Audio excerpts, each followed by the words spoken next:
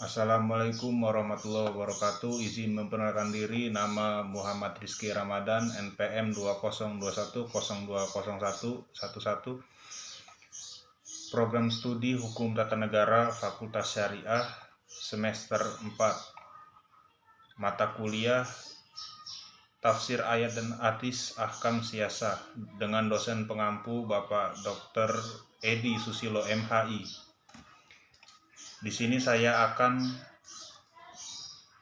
mempresentasikan hasil kerja kelompok kami, yaitu kelompok 7, dengan tema tugas kajian ayat dan hadis tentang keharaman khamar dan narkoba.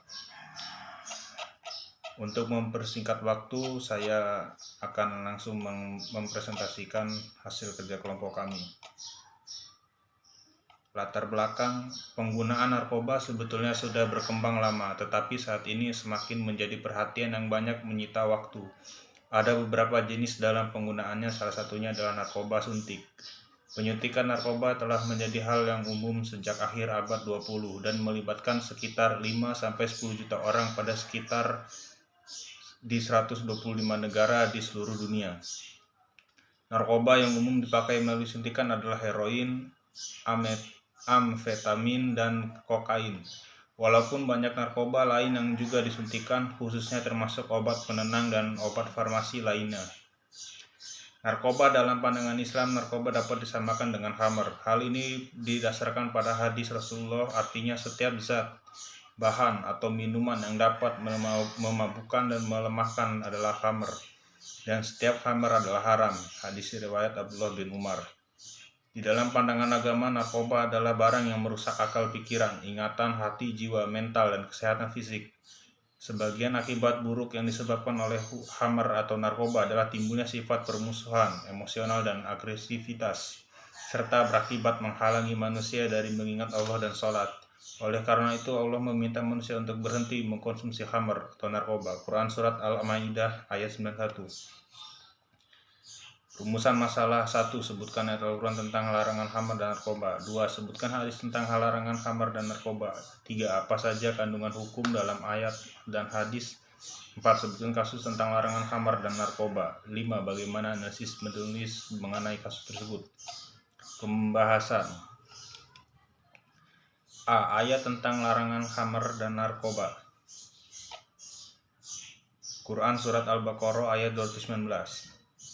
Mereka bertanya kepadamu tentang khamar dan judi. Katakanlah, pada keduanya terdapat dosa yang besar dan beberapa manfaat bagi manusia, tetapi dosa keduanya lebih besar dari manfaatnya.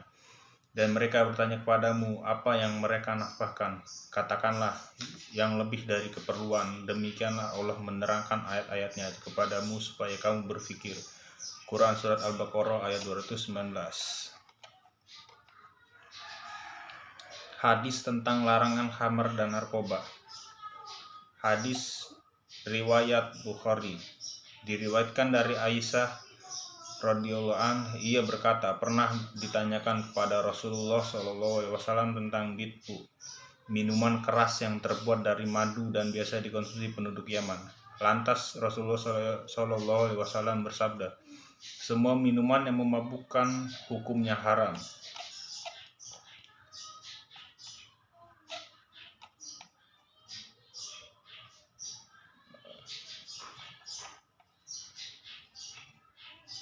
C. Kandungan hukum dalam ayat dan hadis. 1. Secara etimologi, khamr berasal dari kata khamar yang bermakna satara, artinya menutupi, sedang khamara berarti memberi ragi. Adapun al-khamr artinya arak, segala yang memabukkan. 114. Khamr ialah zat yang memabukkan dan terbuat dari sari anggur atau semua zat minuman yang dapat menutupi dan menghilangkan akal. 2. Minuman khamar dan judi adalah perbuatan haram yang tercela karena merusak berbagai bidang, merusak agama karena menyebabkan orang lupa Allah dan sholat, merusak kehidupan sosial dan rumah tangga karena menyebabkan pertengkaran dan permusuhan, dan merusak jiwa raga karena menyebabkan penyakit serta bahaya mudarat lainnya. 3. Penetapan hukum khamar harus dilakukan secara bertahap dan lama karena khamar dan judi sudah menjadi tradisi dalam masyarakat Arab yang sangat sulit dihilangkan saat itu. Awalnya khamar dan judi tidak dilarang tegas, hanya dianggap sebagai dosa yang manfaatnya masih ada bagi manusia. Berikutnya turun ayat lagi yang mulai membatasi penggunaan khamar, yakni dilarang minum menjelang sholat agar tidak rusak sholatnya. Terakhir barulah turun ayat 90 surat Al-Maidah sebagai pamungkas dan penegas haram minum khamar dan permainan judi. 4. Jumhur ulama menegaskan bahwa khamar adalah setiap minuman yang menghilangkan akal dan menutupinya. Semua minuman itu haram. Khamar bisa dibuat dari anggur, kurma, madu, jagung, dan gandum. Berdasarkan pembahasan di atas, maka ulama menyimpulkan sebab setiap yang memabukkan adalah khamar dan setiap khamar adalah haram. 6. Pelaku meminumkan khamar dihukum cambuk 40 kali menurut mazhab Syafi'i dan dicambuk 80 kali menurut mayoritas ulama. 7. Khamar adalah najis, rijsun, maka harus dijauhi. D. Kasus miras, Lampung Timur. Kepolisian Resor atau Polres Lampung Timur mengamankan ratusan botol minuman keras dan ratusan liter minuman tuak dalam razia selama 2 hari. Ada ratusan botol minuman keras yang diamankan dalam operasi yang digelar jajaran Polres dan Polsek. Minuman keras dari berbagai merek seperti Sampurna, Figur, Vodka, dan Manson, kata Kapolres Lampung Timur AKBP Taufan Dirgantoro dalam ekspos di Mapolres Lampung Timur di Sukadana. Selain ratusan botol minuman keras, kata Kapolres, diamankan pula minuman keras tradisional jenis tuak sebanyak 1.885 liter. Kapolres menjelaskan operasi minuman keras yang dilakukan jajarannya selama 2 hari itu adalah untuk menciptakan situasi kondusif di wilayahnya. Minuman keras sudah banyak makan korban, tapi operasi ini untuk menciptakan situasi Kamtipmas yang kondusif, katanya. Kapolres menegaskan Polres akan memberantas peredaran minuman keras di Lampung Timur. Dia mengimbau warga setempat menjauhi minuman keras mengingat mengkonsumsinya bisa menjadi awal orang melakukan tindak kejahatan. Analisis kasus. Analisis saya mengenai kasus razia peredaran minuman keras demi tertibnya Kamtipmas di Kabupaten Lampung Timur merupakan satu tindak pidana kriminal. Hal ini melanggar peraturan negara karena mengedarkan minuman keras apalagi dengan mengedar tanpa izin atau ilegal. Dalam hal itu, bagi penjual akan mendapatkan sanksi sesuai perundang-undangan. Dalam KUHP, tindak pidana minuman keras diatur dalam pasal 300, pasal 492, pasal 536 sampai 539 yang memiliki unsur pidana yaitu membuat mabuk di khalayak ramai dan menjual secara bebas. Tindak pidana minuman keras menurut KUHP sebagaimana tertuang dalam pasal 300 KUHP yang diartikan sengaja menjual, membuat mabuk dan ancaman kekerasan, memaksa minum minuman yang memabukkan serta pasal 492 KUHP yang diartikan tuju dalam keadaan mabuk mengganggu ketertiban umum. Pasal 536 KUHP menjual minuman keras pada anak di bawah umur 4. Atas peraturan tersebut, pelaku pengedar dan penjual terjerat ancaman pidana dan denda. Dalam pasal 19 hukumannya adalah pidana penjara paling lama 10 tahun. Setiap orang yang melanggar ketentuan sebagaimana dimaksud dalam pasal 6 dipidana dengan pidana penjara paling sedikit 2 tahun dan paling lama 10 tahun atau denda paling sedikit 200 juta rupiah dan paling banyak 1 miliar rupiah. Bunyi pasal 19. Untuk klasifikasi jenis minuman keras atau miras yang dilarang di RUU tersebut terbagi dalam 3 kelas, yakni golongan A, golongan B, dan golongan C. Minuman keras golongan A adalah minuman beralkohol dengan kadar etanol lebih dari 1-5%. Golongan B adalah minuman alkohol dengan kadar etanol lebih dari 5% sampai dengan 20%. Sementara golongan C adalah minuman alkohol dengan kadar etanol lebih dari 20% sampai dengan 55%. Selain minuman beralkohol dari 3 jenis klasifikasi tersebut, RUU larangan minuman beralkohol tersebut juga melarang peredaran minuman beralkohol dari miras tradisional dan miras campuran atau racikan.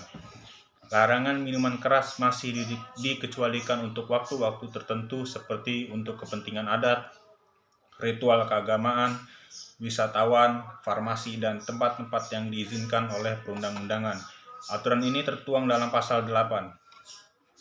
Adapun dalam syariat Islam, minuman keras, khamr atau sejenisnya, minuman yang dapat memabukkan dan menyebabkan hilangnya akal, kesadaran hingga bisa berbuat zolim terhadap diri sendiri, bahkan orang lain adalah sangat diharamkan. Sebagaimana Nabi Muhammad SAW bahkan menyebut bahwa Allah Subhanahu wa taala melaknat orang-orang yang meminum khamr. Tidak hanya peminum, orang-orang yang terlibat dalam jual beli khamr dari pemeras anggur hingga penjual juga termasuk sebagai orang-orang yang dilaknat Allah. Rasulullah SAW bersabda, Allah melaknat khamr, orang yang meminumnya, orang yang menuangkannya, penjualnya, pembelinya, orang yang memerasnya, orang yang mengambil hasil perasannya, orang yang mengantarnya, dan orang yang meminta diantarkan. Hadis riwayat Ahmad. Allah Subhanahu wa taala berfirman dalam surat Al-Maidah ayat 90, hai orang-orang yang beriman, sesungguhnya meminum khamr, berjudi, berkorban untuk berhala, mengundi nasib dengan panah adalah termasuk perbuatan syaitan. Maka jauhilah perbuatan itu agar kamu mendapat keberuntungan. Khamr disebut memang memiliki manfaat mulai dari khasiatnya dalam menghangatkan badan saat cuaca dingin. Dalam kaitannya dengan isu saat ini, miras mungkin dapat meningkatkan investasi hingga menyerap tenaga kerja. Namun manfaat tersebut masih lebih kecil dampaknya dibanding keburukannya. Dalam hal ini, minuman keras, khamr atau sejenisnya yang dapat memabukkan adalah suatu kegiatan yang merugikan bagi manusia dan merusak tatanan kehidupan masyarakat. Bahwasannya orang yang mabuk akibat meminum khamr dapat hilangnya akal kesadaran yang bisa menyebabkan peminumnya berbuat zolim terhadap diri sendiri dan orang lain. Sebagai contoh, minuman keras dan perilaku tidak terpuji adalah dua hal yang saling terkait. Belakangan ini makin sering terjadi kejadian yang merasakan umat. Tercatat pada semester awal tahun ini beberapa kejahatan seksual pada anak terjadi setelah pelakunya meminum minuman keras, di mana orang akan terdorong melakukan perbuatan keji ketika akal pikirannya telah dipengaruhi oleh minuman keras. Minuman keras atau yang sering disebut miras merupakan minuman mengandung senyawa alkohol atau etanol. Adanya alkohol pada minuman akan mengakibatkan minuman mempunyai sifat khamr atau memabukkan. Alkohol akan mempengaruhi kerja otak di mana bagian sistem saraf yang berperan dalam melakukan pengolahan dan ingatan terhadap reaksi emosi menjadi terganggu. Dampaknya kemampuan berpikir akan terganggu pula. Dalam hal ini minum keras menurunkan tingkat kesadaran seseorang. Efek mengkonsumsi minuman beralkohol akan terlihat sangat cepat, tidak butuh waktu lama bagi etanol untuk bereaksi dengan tubuh. Pada awal, peminum terlihat akan percaya diri dan seperti memiliki energi tingkat tinggi.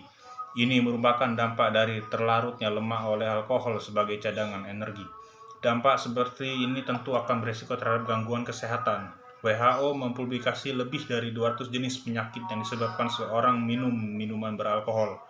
Terkikisnya cadangan energi oleh alkohol akan berdampak terganggunya sistem pencernaan. Hilangnya rasa lapar akan berakibat tubuh terancam kekurangan nutrisi. Alkohol yang direspon sebagai zat berbahaya oleh hati mengakibatkan hati bekerja keras mengantisipasi ancaman alkohol terhadap metabolisme tubuh. Terkacaukannya sistem metabolisme tubuh ini oleh alkohol dapat berdampak terhadap terganggunya kerja otak. Kadar alkohol dalam darah mulai meningkatkan, maka sistem saraf mulai kesulitan dan mengontrol emosi dan ingatan. Dampak dari kondisi ini adalah tidak terkendalinya tindakan seseorang. Meskipun tingkat pengaruh minum minuman keras ini tidak sama pada setiap orang, tetapi efek mabuk dimaksud akan berpengaruh sama, yaitu terganggunya kerja alat berpikir yang berakibatkan tertutupnya akal seseorang, di mana mereka tidak mampu lagi membedakan mana yang lebih dan buruk. Dapat dikatakan orang yang dalam pengaruh minuman keras berada dalam kondisi tidak sadar, yaitu tidak memahami apa yang ia lakukan. Ketika menurunnya tingkat kesadaran, orang akan lepas kontrol terhadap apa yang dilakukannya. Ia tidak akan mampu memahami apa yang membahayakan dirinya atau orang lain. Mereka bisa melakukan apa saja, tindakan asusila bahkan sampai menghilangkan nyawa orang lain. Apalagi kita berkumpulnya sejumlah orang-orang mabuk tanpa ada pihak yang mengawasinya. Sangat memungkinkan terjadi tindakan-tindakan di luar akal sehat. Sebagaimana beberapa kasus kejahatan yang diangkat media belakangan ini, bahaya besar tidak hanya mengancam dirinya, tetapi bahaya lebih besar lagi adalah ancaman akibat kondisi mabuknya terhadap orang di sekitarnya. Mengenai larangan mengkonsumsi minuman keras, Islam sudah mengajarkan kita untuk tidak meminum khamar, sebagaimana terdapat Al-Quran surat Al-Maidah ayat 90 yang artinya, wahai orang-orang beriman, sesungguhnya minuman khamar, berjudi, dan berkurban untuk berhala dan mengundi anak panah adalah perbuatan keji dan termasuk perbuatan setan. Maka jauhilah perbuatan-perbuatan itu agar kamu beruntung. Dengan memaknai ayat di atas, jelaslah bahwa minum minuman yang bersifat memabukkan hanya akan mendekatkan seseorang kepada perbuatan setan. Untuk itu sudah seharusnya kita saling mengingatkan tentang hal ini. Penutup. Kesimpulan.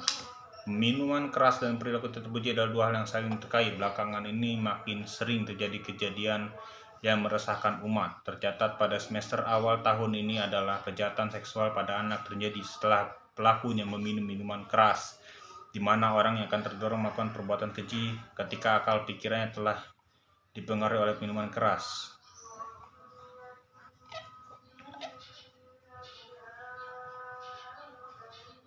Efek mengkonsumsi minuman beralkohol akan terlihat sangat cepat, tidak butuh waktu lama bagi etanol untuk bereaksi dengan tubuh. Pada tahap awal, peminum terlihat akan percaya diri dan seperti memiliki energi tingkat tinggi. Ini merupakan dampak dari terlarutnya lemak oleh alkohol sebagai cadangan energi. Dampak seperti ini tentu akan beresiko terhadap gangguan kesehatan. WHO mempublikasi lebih dari 200 jenis penyakit yang disebabkan seseorang meminum minuman beralkohol. Terkisah cadangan energi oleh alkohol akan berdampak terganggunya sistem pencernaan. Adapun saran saya tentang larangan khamar dan narkoba menjadikan itibar bagi kita atas bahayanya minuman keras, khamar dan narkoba. Adapun peran kita ada dalam mendukung kebijakan pemerintah dan juga dari ulama kita, yaitu saling mengingatkan sesama tentang bahayanya narkoba. Adapun berkoordinasi dengan aparat pemerintah membantu melapor apabila ada dan tahu tentang orang-orang bandar narkoba dan pengedar minuman keras yang ilegal juga penggunanya. Itu saja yang dapat saya sampaikan dalam presentasi kelompok kami. Jika ada kata kesalahan, saya mohon maaf. Pada Allah saya mohon ampun. Wassalamualaikum warahmatullahi wabarakatuh.